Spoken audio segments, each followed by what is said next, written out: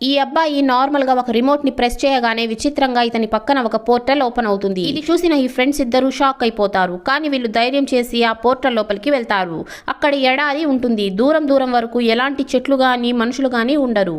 అలాగే అక్కడ చాలా వేడిగా ఉంటుంది. దాంతో ఈ ఫ్రెండ్స్ ఇద్దరు తిరిగి వెళ్ళిపోవాలని ముందుకు వెళ్ళగానే ఆ పోర్టల్ క్లోజ్ అయిపోతుంది. ఇప్పుడు ఆ ఎడారిలో నడుచుకుంటూ ముందుకు వెళ్ళడం కన్నా వీళ్ళ దగ్గర ఏ దారి ఉండదు.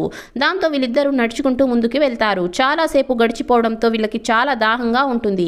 అప్పుడే వీళ్ళకి ఆ ఎడారిలో ఒక కూల్ డ్రింక్ బాటిల్ కనిపిస్తుంది. వీళ్ళు పరిగెత్తుకుంటూ అక్కడికి వెళ్లి ఆ కూల్ డ్రింక్ ని తాగకుండా ఇది వాళ్ళకి ఇష్టమైన ఫ్లేవర్ కాదు, వీళ్ళకి ఇష్టమైన కంపెనీ కాదు అని చెప్పి ఆ కూల్ డ్రింక్ అంతా కింద వేసేస్తారు.